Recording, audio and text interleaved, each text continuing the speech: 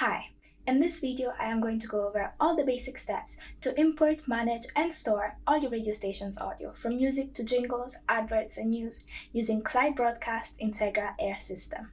Integra AIR operates mainly with three tools: the AIR Library, the AIR Plan, and the AIR Broadcast. The AIR Library is what we're going to focus on today, so let's see how it works.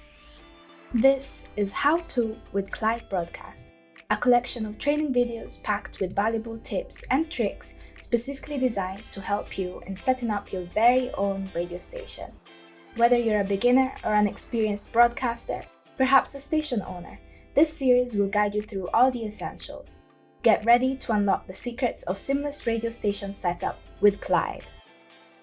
Let's start by importing the audio. So once you open up your AIR library, you want to be in the first tab of the AIR library in Files and under Import. If you click on the folder icon in the bottom right section, it gives you access to all the folders and files on your computer. So just go ahead and select the folder you want to import from. And for this, I am going to start with music. So I'll select that and click OK. Now you can see here in the AIR library all the audio files that I have in my music folder. So just take off all the files you want to work on and click Add to Import List.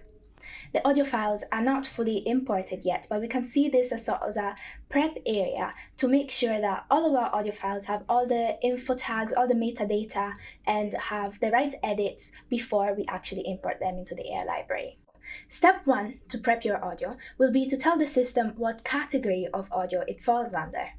We said all of these files are music, so from Sound Properties in the bottom section, select the library category as music.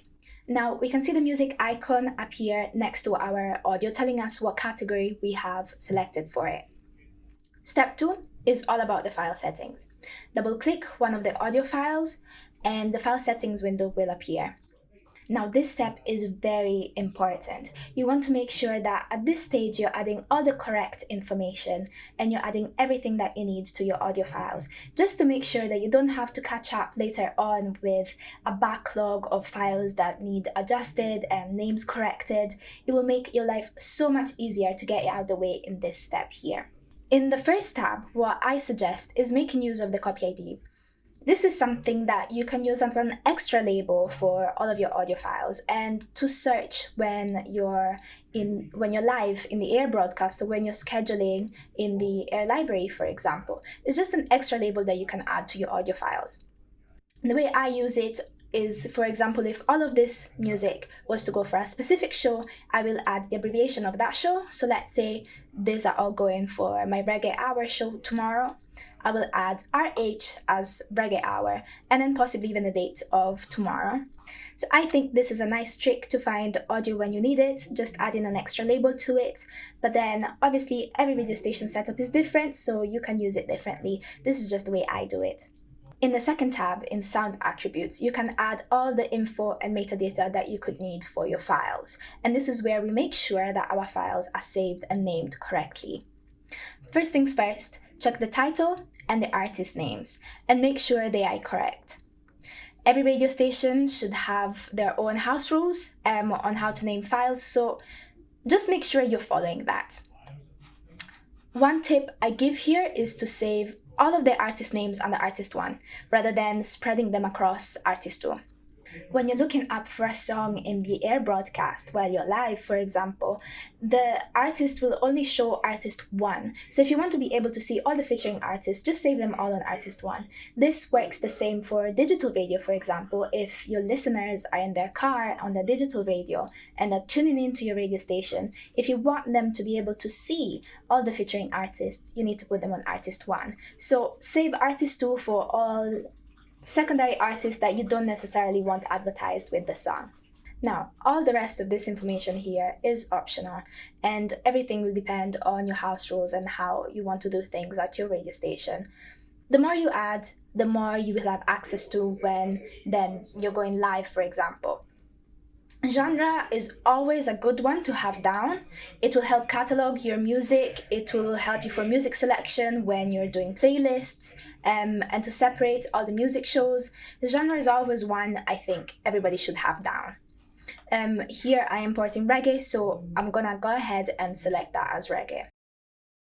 Classification is another important one that we can see here at the bottom. It is a different way of categorizing your music based on which repeating playlist the song is going to be added on.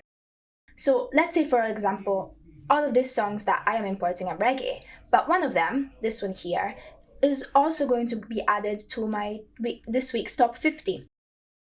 I'll add that here to the top 50 classifications. I'll take that off here because when I go update my playlist, and we will see this in the training video for the AIR plan, when I'm going to add this to my playlist in the scheduling system, I can easily filter out in the pick list what I have added this week as top 50 in classifications. Now in the third tab, scheduling and playout, we can tell the system to not play the song on certain hours. So let's say I do not want this song to play in the daytime. I only want it to play after the watershed because maybe it contains vulgar language.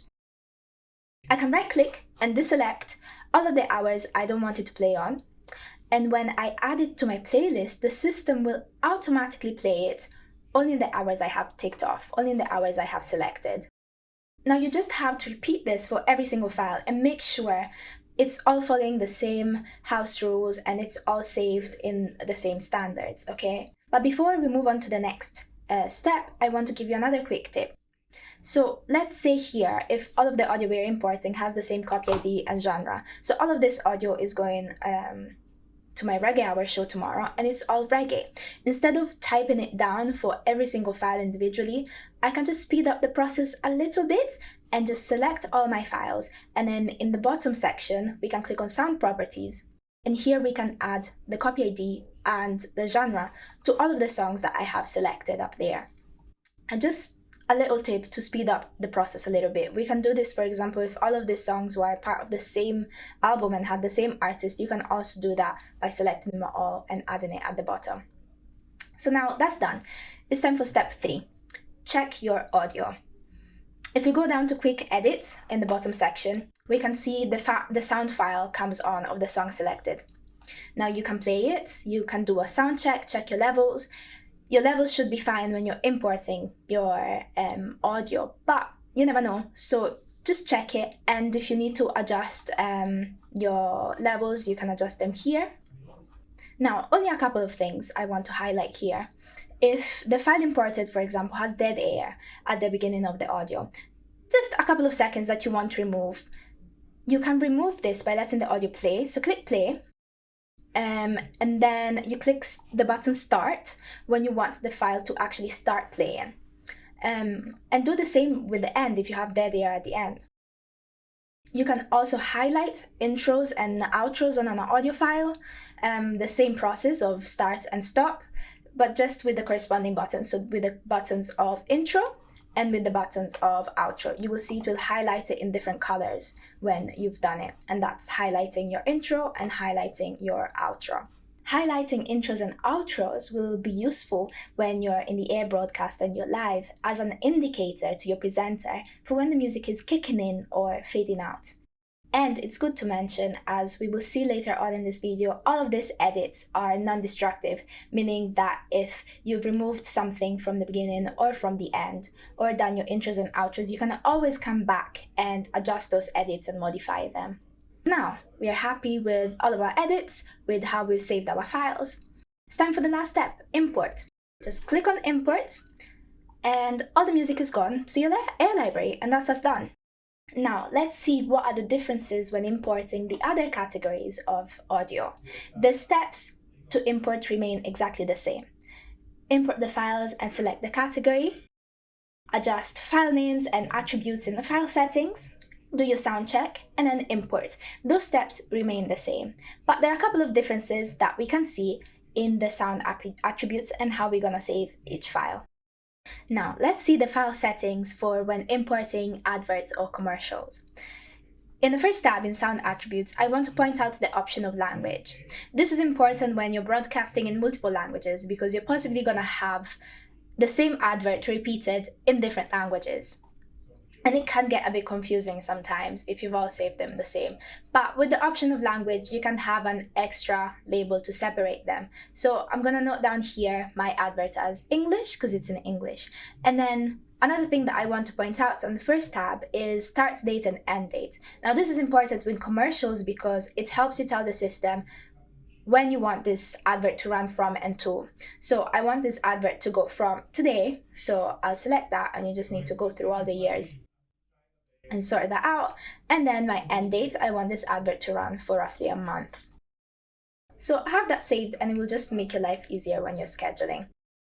Now in the second tab, in commercial and attributes, again, you want to fix your title, make sure that that's saved correctly and it's saved according to your house rules.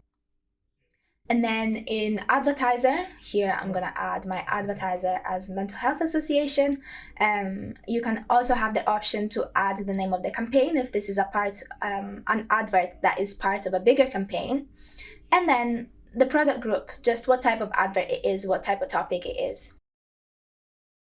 And that's us for the file settings in the adverts. Again, here, do a sound check before you import, and then import, and that's you done. Let's look at jingles. Jingles can include a variety of sound clips, from station IDs to drops to special effects. I am importing here a couple of special effects, and in the first tab, again, if they are spoken and you want to add the language, there's the option there. And then because these jingles that I am importing are only going to be used for my Reggae Hour show, I'm going to add the copy ID Reggae Hour RH. Now, in the second tab, in jingle attributes, you want to make sure your title, as always, is saved correctly following your house rules. I like to save mine as S-Effects if it's a special effect, so I can easily find it. But then again, every radio station will do it differently. So as long as you're following your house rules, you're good. And then in the type, you can select what type of jingle this is. So if this is a station ID, you'll put that. Here it's a sound effect, so I'm going to select Sound FX. And that's us done for jingles. And finally, news. Now, again, with news, if you're broadcasting in multiple languages, it's relevant to note down the language of it. This is English, so I'm going to leave that like that. And then start date and end date is also important here. I'm just going to run this until tomorrow, so I'm going to click tomorrow as the end date for me today. Now, in the second tab, in news attributes, you're going to make sure that your title is following the house rules.